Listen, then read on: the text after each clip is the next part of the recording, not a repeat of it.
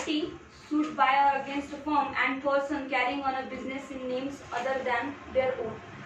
स्वतःच्या ऐवजी जे फर्मच्या नावाने बिझनेस करत आहेत आणि एखाद्या कुठल्याही पार्टनरशिप फर्म असो मग कुठली फर्म असो त्या नावाने बिझनेस करत आहे, मग त्यांचे जर सूट दाखल करायचे असेल तर त्यांनी कसे करायचे हे सांगते आहे order. Sewing of A partners name of a firm. Partners काय करतायत, फर्मच्या नावावर दाखल करत आहे सूट. म्हणजे काय, एखादी फर्म आहे, समजा रेणुका नावाची फर्म आहे, एका पार्टनरला स्पेसिफिकली करायची गरज आहे का रेणुकाच नाव येईल तुमचं प्लेंटिफचं नाही किंवा डिपेंडंटचं, तर असं सांगताय. Any two or more person claiming or being liable as a partner and carrying on a business in India may sue or be sued in the name of the firm. ते फर्मच्या नावाने डायरेक्टली सूट दाखल करू शकतात. If any of which such a person were partner at the time of accruing of the cause of action, and any party to a suit may in such a case apply to the court for the statement of the names and address of a person who were at the time of the accruing of the cause of action partner in such a point to be furnished or verified in such a manner as a court may direct. आता त्यांनी एक न्यायालयाला अर्ज करावा की आम्ही partner आहोत या फर्मचे आणि व्हेरीफाईड करावा तो अर्ज, जसं आपण प्लीडिंग करतो. खूप सोपी प्रोसिजर आहे ही, जसं आपल्याला प्लेंट आणि डब्ल्यूएस समजलं. आता इथे फक्त सांगते की फर्मनी कसं दाखल करायचं. ठीक आहे, तर न्यायालयात अर्ज करायचा आहे त्यांनी आणि त्यांचे मग सगळ्यांचे ऍड्रेस द्यावं लागेल तुम्हाला, पार्टनरचे कोण कोण आहे, कोणाचं शेअर किती आहे, हे सगळं सांगावं लागेल. Where a person are sued as a partner in the name of their firm under sub-rule 1, it shall in the case of any pleading or other document required by under this code to be signed it. आता म्हटलं जर कोर्टाने की अजून काही तुमचे document पाहिजे ते साइनेड पाहिजे, verified and certified by the plaintiff for the defendant. Suffice if such a pleading or other document is signed, verified or certified by any one of such a person. मग आता तेवढे जेवढे partner आहे ना याच्यापैकी काही documents असेल की एवढे पार्टनरनी नाही व्हेरीफाईड केले तर चालते, फक्त एका पार्टनरनी सुद्धा ते व्हेरीफाईड केले तर चालेल. ठीक आहे. Disclosure of A partners name. आता 2 मध्ये सांगितलं की disclosure of A partners name. मग आता एखाद्या डिफेंडरने एखाद्या फर्मवर समजा सूट दाखल केलेला आहे, तर मग तिथे कोण कोण पार्टनर आहे, लिगल कोण आहे, ठीक आहे की नाही, सायलेंट पार्टनर कोण आहे, हे सगळी चौकशी होते जर पार्टनरशिपचं मॅटर असलं तर. मी इथे म्हटलं डिस्क्लोजर ऑफ नेम्स. मग त्यांचे नेम डिस्क्लोज होणार आहे की या फर्म मध्ये कोण कोण पार्टनर आहे, बिकॉज सूटमध्ये नाव टाकायचे. म्हणजे त्यांनी काय करायचं, डायरेक्टली ताबडतोब कोणाच्या बिहाफवर सूट इन्स्टिट्यूट करताय किंवा कोणाच्या अगेन्स्ट सूट इन्स्टिट्यूट करताय त्या सगळ्यांची नावं तुम्हाला डिक्लेअर करणं गरजेचं असतं. ठीक आहे. Where the plaintiff or the pleader fail to comply with demand made under sub rule 1. Sub rule 1 मध्ये काय डिमांड होती की न्यायालयात अर्ज करायचा होता आपल्याला. All proceeding in the suit may upon an application for the purpose be stayed upon such a term as the court may direct. मग आता हे सगळ्याच्या प्रोसिजर सांगितल्या होत्या, त्या जर नाही केल्या तर प्रोसिजर स्टे होऊन जाणार आहे. ठीक आहे. मग तुम्हाला न्यायालय तसं डायरेक्शन देईल.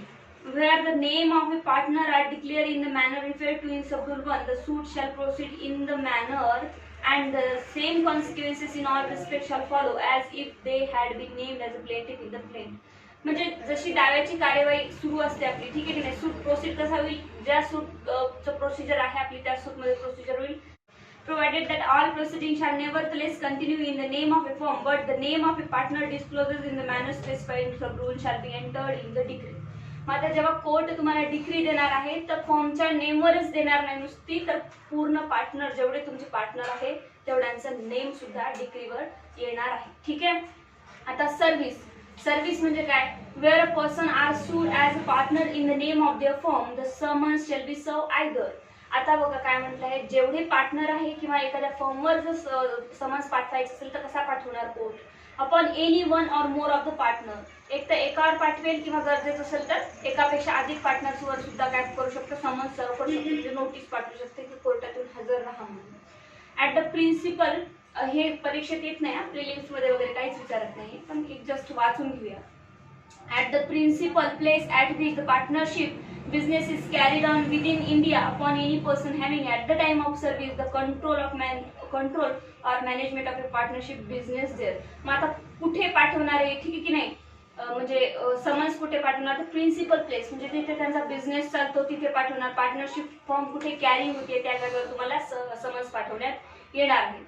As the court may direct and such a service shall be deemed a good service upon the firm so sued, whether all or any of the partner are living without the India. आता इथे काय म्हटलं आहे की अशी कुठल्याही प्रकारे कोणीही एखाद्या कोर्टाने डायरेक्ट केलं. पहिले सांगत होते की जिथे प्रिन्सिपल बिझनेस सुरू आहे तिथे पाठवा किंवा पार्टनर्सला स्पेशली पाठवा, पण इथे एकाला जरी सर्व्हिस मिळाली डायरेक्टली फर्मवर तर त्याला गुड सर्व्हिस मानल्या जाईल. विद इन इंडिया म्हटलं आणि विदाऊट जर इंडिया म्हटलं तर मग एक फर्म तिथे असेल तुमची, बाहेर देशामध्ये एक फर्म इथे आहे. इथल्या जर तुम्हाला इथल्या कुठल्याही तुमच्या सेंटरला किंवा तुमच्या फर्मला जर इथे मिळाले तर समज सर्व झाला असं समजलं जाईल.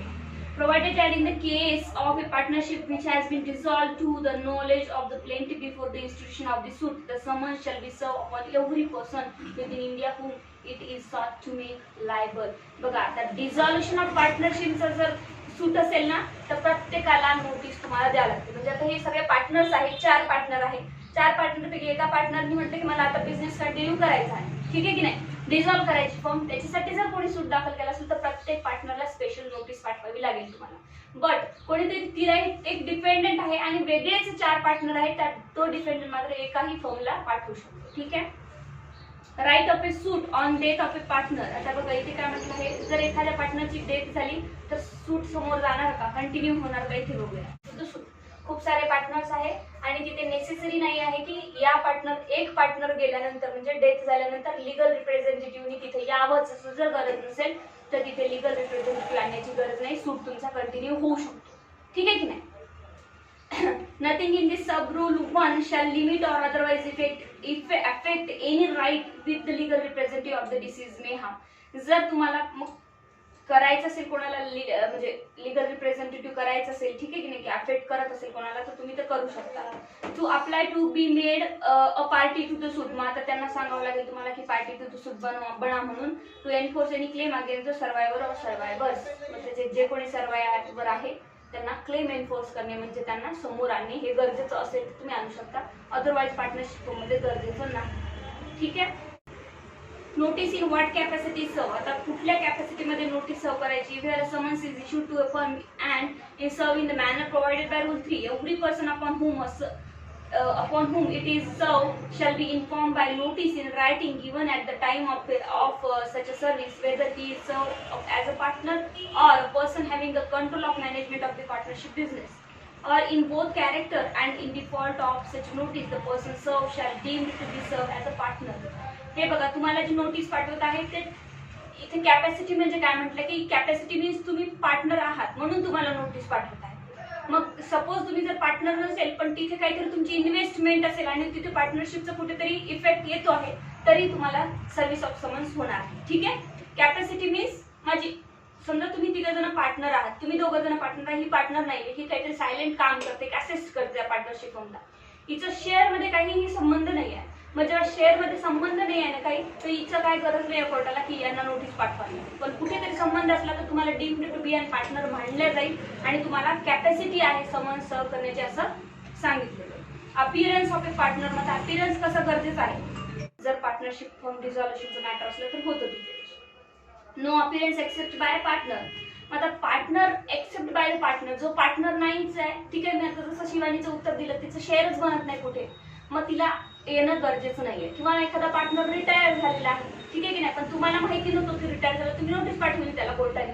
मग अशा परिस्थितीत सुद्धा तू सांगू शकतो की मी पार्टनर नाही दाखवूनचा, मी रिटायर झालेला आहे, मला याची गरज नाही. सूट म्हणजे काय, जोपर्यंत तो लिगल पार्टनर आहे तोपर्यंतच त्याला नोटीस पाठवा आणि त्याचा अपीअरन्स तोपर्यंतच गरजेचं आहे. पार्टनर नसेल तर काही गरजेचं नाही. Appearance under prostate. आता अपीअरन्स अंडर प्रोटेस्ट म्हणजे काय आहे, तो प्रोटेस्ट करतो, प्रोटेस्ट क्लेम असतं की मी पार्टनर नाही आहे, ठीक आहे की नाही. आता तो म्हणतो मी पार्टनर नाही आहे तर मग इथे काय, एनी पर्सन सर्व with summons as a partner. एखाद्या पार्टनरला एखाद्या पर्सनला समन्स पाठवलं गेलं की तुम्ही पार्टनर आहात त्या फर्मचे आणि तुम्ही कोर्टात या कारण असं मॅटर अराईज झालं. May enter an appearance under protest denying that he was a partner at any material time. मी कधीतरी पार्टनर होतो पण मटेरियल टाइम, आता जेव्हा मी इथे वाद सुरू आहेत त्यावेळेस मी पार्टनर नाही आहे असं तो म्हणू शकतो.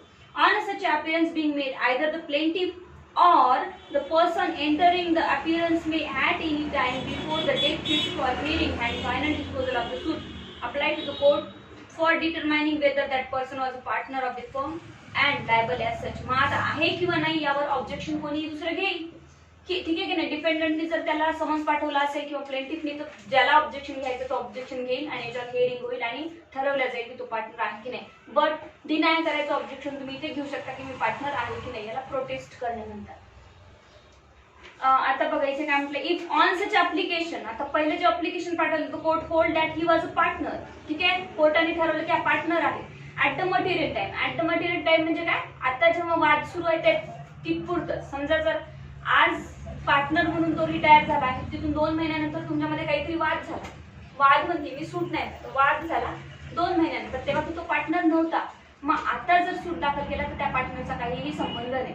मग आता कोर्टाने जर डिक्लेअर केलं, court hold that he was a partner at the material time, that shall not be precluded the person from filing a defence denying liability of a firm in respect of the claim against the defendant. मग आता इथे काय हो, जरी तो partner नसला तरी तो लायबिलिटी त्याची आहे आणि क्लेम त्याचा लागणार आहे जर मटेरियल टाइमला होता. मटेरियल टाइम म्हणजे जेव्हा वाद घडला तेव्हा होता. मग असंही करू शकतो कोणी, आज वाद झाला, 2 महिन्यांनी माहिती झालं तुम्हाला की केस टाकणार आहे, आत्ताच्या आत्ता रिटायर होऊ शकता. पण म्हणून म्हटलं की केस टाकण्याच्या वेळेस नाही, जेव्हा वाद उत्पन्न झाला तेव्हा मटेरियल टाइम त्याला म्हणायचं. जर काय म्हटलं आहे की जर समजा इथे तो म्हणतोय की मी पार्टनर नाही आहे आणि कोर्टाने डिक्लेअर केलं की तो पार्टनर नाही आहे, तर मग डिग्री त्याच्या अगेन्स्ट जाणार नाही किंवा डिग्रीमध्ये त्याचं एक्झिक्युशन मध्ये सुद्धा कुठे त्याचं नाव येणार नाही. 9 सूट बिटवीन अ को पार्टनर. आता सूट बिटवीन अ को पार्टनर आहे, सूट को पार्टनर ते दोघांनी एकमेकाच्या बिटवीन मध्ये काय केलं, सूट दाखवली. को पार्टनर असतील बिटवीन मध्ये, ठीक आहे, आणि त्यांना जर सूट दाखल करायचं असेल एकमेकाच्या विरोधात, एक्झिक्युशन करायचं असेल, तिथं कोर्टाची परमिशन घेतल्याशिवाय एक्झिक्युशन करता येत नाही. कारण कोर्ट पहिले प्रिलिमिनरी डिक्री देतं, तुमचे अकाउंट सेटल करता, असे काही मुद्दे असतात तिथे. 10 मध्ये आहे suit against person carrying on a business in the name of names other than his own. एखादा पर्सन आहे की तो बिझनेस कॅरी करतो पण दुसऱ्याच नावावर कॅरी करतो, ठीक आहे की नाही. जर हिंदू अनडिवाइडेड फॅमिलीला जर असा पार्टिशनचा सूट दाखल करायचा, तसा पार्टिशन ते पार्टनरशिपचा सूट दाखल करतो. म्हणजे हिंदू अनडिवाइडेड फॅमिली आहे, त्याचे 4 भाऊ आहेत आणि त्यांची एक पार्टनरशिप फॉर्म आहे 4 मध्ये, तर त्यांनाही हेच नियम लागणार आहे. परत म्हटलंय की जे पर्सन स्वतःचा बिझनेस चालवता, फक्त नाव नाहीये तिथे त्यांचं, बेनामी ट्रान्झॅक्शन चालवत आहे, तरी त्यांना यानुसार सूट दाखल करायचं. पार्टनरशिपचे नियम मात्र सेमच सगळ्यांना लागणार. Order 31, suit by or against a trustee, executor and administrator. Suit by representation of beneficiaries in a suit concerning property vested in a trust. आता रिप्रेझेंट कसं करायचं अशा प्रॉपर्टीला, अशा पर्सनला जे की ट्रस्टी आहे.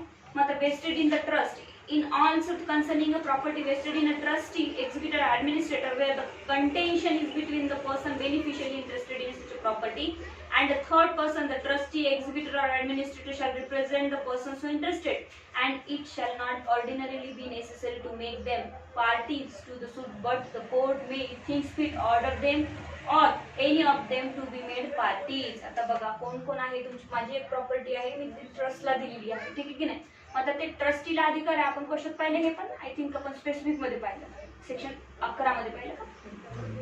तर तिथे काय असतं माहिती का, ट्रस्टी सुद्धा काय होतं, त्याला जोपर्यंत ट्रस्टचा पिरियड आहे, मी एखाद्या मंदिराचा ट्रस्टी आहे, मला 11 वर्षाचा पिरियड दिलेला आहे, 11 वर्षात मी कधी जाऊन सूट दाखल करू शकते. तर तिथे कोणाकोणाला पार्टी बनवायची काय नाही हे कोर्ट डायरेक्शन करून सांगणार आहे, ठीक आहे. मग आता प्लेंटिफनी जर समज पाठवले 10 डिपेंडेंटला, त्या ट्रस्टीपैकी नेमकं कोण महत्वाचं आहे हे सांगून काय होईल, तिथे पार्टी त्यांना बनवते. खूप सोपं आहे, काही नाही, 2-3च रूल आहे. जॉईंट ऑफ ट्रस्टी, एक्झिक्युटिव्ह आणि ऍडमिनिस्ट्रेटिव्ह हेच सांगताय पहिले की कोण कोण जॉईन होणार. Where there are several trustees, executive, administrator, they shall all be made parties to the suit against one or more of them, provided that the executor who have not proved their testator's will and trustee, executors and administrator outside India need not be made a party. जो prove करू शकत नाही आहे त्याची ट्रस्टशिप किंवा ऍडमिनिस्ट्रेटरशिप, ठीक आहे की नाही, अशा पर्सनला तुम्हाला काही गरज नाही आहे पार्टी बनवायची, आणि इंडियाच्या बाहेर असेल तरी त्याला काही गरज नाही पार्टी बनवायची. Husband of married executrix not to join.